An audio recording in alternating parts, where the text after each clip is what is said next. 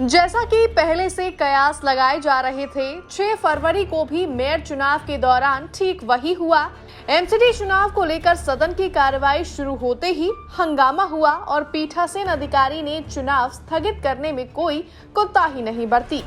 हंगामे के पीछे मुख्य रूप से 2 वजह सामने आई है। पहली, बीजेपी पार्षदों द्वारा आपके 2 विधायकों को वोटिंग न करने देने की मांग और पीठासीन अधिकारी द्वारा एल्डरमैन पार्षदों को मतदान की इजाजत देना।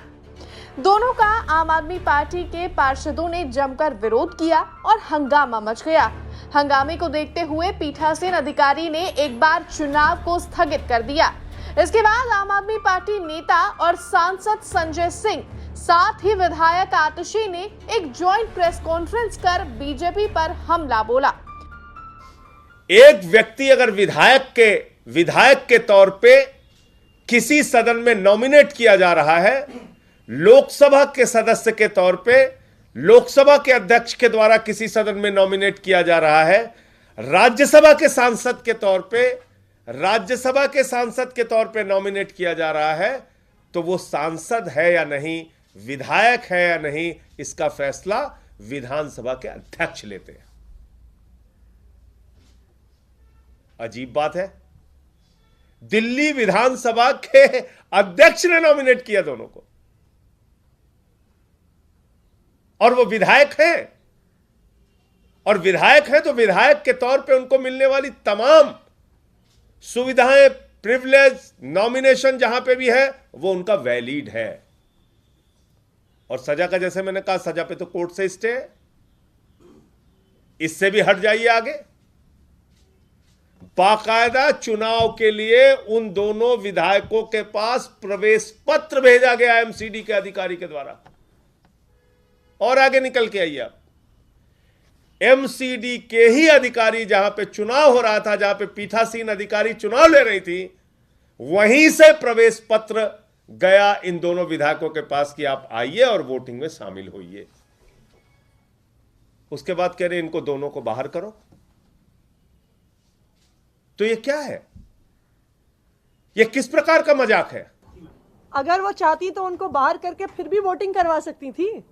तो ये बिल्कुल स्पष्ट है कि सिर्फ आम आदमी पार्टी को प्रवोक करने की कोशिश करी जा रही थी, कि वो चाहते थे कि आम आदमी पार्टी हंगामा करे और चुनाव को रोके, लेकिन हम चाहते थे कि दिल्ली को मेयर मिले।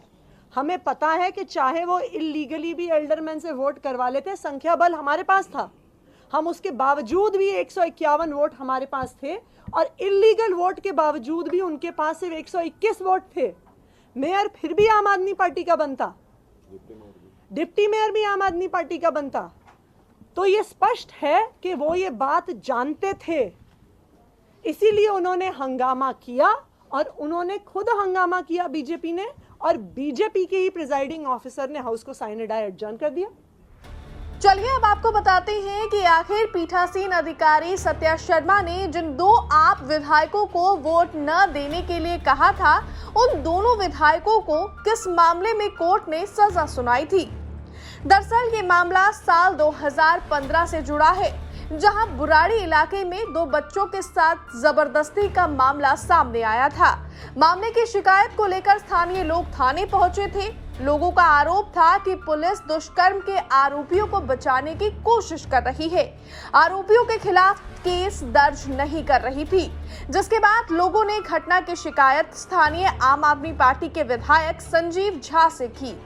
थाने पहुंचे संजीव झा की पुलिस कर्मियों से बहस होने लगी। संजीव झा का आरोप था कि पुलिस कर्मियों ने उनके ऊपर बंदूक तान दी। स्थानीय लोगों के अनुसार पुलिसकर्मी ने संजीव झा से कहा था कि पुलिस स्टेशन के बाहर जाओ, वरना राइफल से ही विधायक बना देंगे। आप विधायक के साथ बदसलूकी की खबर जैसे ही इलाके में पहुंची, तो सैकड़ों आप कार्यकर्ता थाने के बाहर इकट्ठा हो गए। भीड़ को तीतर बीतर करने के लिए पुलिस को लाठी चार्ज करना पड़ा। बुराड़ी थाने में आप कार्यकर्ताओं और पुलिस के बीच जमकर टकराव हुआ। लाठी चार्ज में कई आप कार्यकर्ता घायल हुए। पुलिस का कहना था कि लोगों ने पत्थरबाजी की, इसके बाद उन्हें मजबूरी में लाठी चार्ज करना पड़ा। इस टकराव में 9 पुलिसकर्मी जख्मी हुए थे। इसके अलावा पुलिस की 4 से 5 गाड़ियां भी क्षतिग्रस्त हो गई थी। इस पूरे मामले में बुराड़ी से विधायक संजीव झा के साथ मॉडल टाउन के विधायक अखिलेश पति त्रिपाठी भी मौजूद थे। पुलिस ने दोनों विधायकों के खिलाफ भीड़ को भड़काने, दंगा करने, सरकारी काम में बाधा डालने, सरकारी कर्मचारी को चोट पहुंचाने समेत अन्य धाराओं में केस दर्ज किया था। जिसके बाद राउज एवेन्यू कोर्ट ने इस मामले पर सुनवाई करते हुए अखिलेश पति त्रिपाठी को 6 महीने की सजा सुनाई, तो वहीं संजीव झा को 3 महीने की सजा सुनाई गई, जिसके बाद दोनों पर 10,000 रुपए का जुर्माना भी लगाया गया। और अब इस मामले में कोर्ट ने केजरीवाल के दोनों विधायकों को दोषी पाते हुए सजा तो सुनाई, लेकिन इन दोनों विधायकों को जेल नहीं जाना पड़ा, क्योंकि कोर्ट ने इन दोनों की सजा पर स्टे लगा दिया।